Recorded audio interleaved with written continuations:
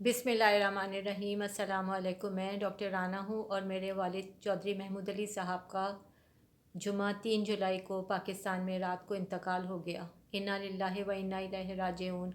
اور میں ان کی لاڈلی بیٹی اس سفر آخرت میں انہیں الوداع کہنے کے لیے ان تک نہیں پہنچ سکی، لیکن میں یہ چند جملے ان کو خراج تحسین پیش کرنے کے لیے کہنا چاہتی ہوں۔ وہ اس مکتب فکر اور اس دور سے تعلق رکھتے تھے جو تعلیم کی اہمیت کے ساتھ ساتھ کردار سازی پر بھی بہت زور دیتے ہیں۔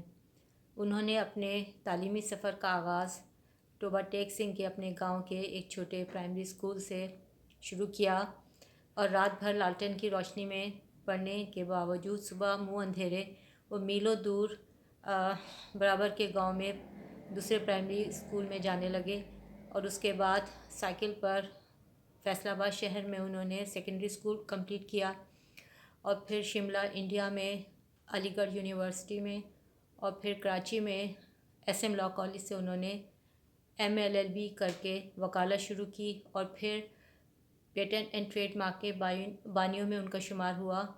پیٹنٹ اینڈ ٹریڈ مارک کے ان کے کلائنٹ ساری دنیا میں پھیلے ہوئے تھے، اور وکالت کے لیے ان کا آفس ان کے کلائنٹس میں بہت بنس روڈ پر بہت مقبول تھا، اور ساتھ امداد کے لیے آنے والوں میں بھی۔ اپنے بہت سے کلائنٹس کے انہوں نے کیسز فری آف کاسٹ لڑے، ان کی درخواست پر، ان کی ہمدردی میں، اور کبھی کوئی مقدمہ وہ نہیں ہارے تھے۔ اور جو بھی امداد کے لیے آتا تھا، چاہے وہ مالی امداد کسی بھی طرح کی ہو، بچوں کی اسکولنگ، بیٹیوں کی شادی، یا بزنس میں لاس وغیرہ کے لیے فائنینشیل ہیلپ، یا زکوٰۃ خیرات والے، یا ان سے کسی معاملے میں مشورہ کرنے والے، وہ سب کو بلا کسی تحقیق اور بلا کسی امتیاز کے اپنے امداد ان کی ہر طرح کیا کرتے تھے۔ وہ ایک بہت ہی اسٹرانگ کیریکٹر کے، اسٹرانگ پرسنالٹی کے مالک تھے، سچے کھرے انسان، اپنا عہد پورا کرنے والے۔ انہوں نے کبھی کوئی جھوٹ نہیں بولا، کبھی کوئی نازیبا الفاظ بات نہیں کی، شائستہ اور مہذب گفتگو، بہت کم گو تھے، نپی تلی بات کرتے تھے، اور مہذب اور شائستگی کا دامن انہیں کبھی ہاتھ سے نہیں چھوڑا۔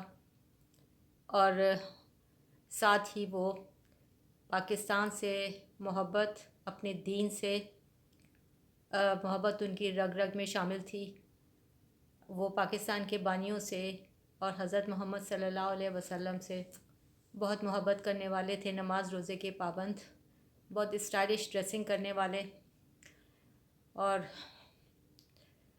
ساتھ ہی وہ ڈسپلنڈ انسان تھے۔ میری والدہ کا انتقال تو آج سے 25 سال پہلے ہی بہت کم عمری میں ہو گیا تھا۔ اس کے بعد سے خاندان کو انہوں نے ہی سنبھالا تھا۔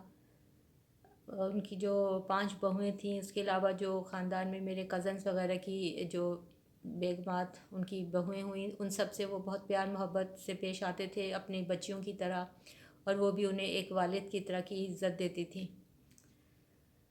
میں ان کی بیٹی، میرے لیے تو وہ ایک بہت مضبوط ڈھال تھے۔ آج سے 15 سال پہلے جب ان کے آفس میں کچھ ہراسمنٹ کالز آئیں کہ اپنی بیٹی کا ساتھ نہ دیں ورنہ انہیں قتل کی اور ان کے بیٹوں کے قتل کی دھمکی تھی، تو انہوں نے میری سپورٹ کو پریفر کیا۔ اور یہاں 10 سال کے دوران امریکہ میں کتنی مرتبہ مجھے تھریٹس ملتے رہے کہ میرے والد، بلکہ ضعیف والد کو 80s میں تھے اس وقت، وہ مجھے ٹارچر کرنے کے لیے جیل ڈال دیا جائے گا اور باقی عمر وہ وہیں گزاریں گے، اس لیے کہ ان معزز افراد کے ہاتھ قانون سے زیادہ لمبے ہیں، اور یہ تلوار میرے سر پر 10 سال لٹکتی رہی۔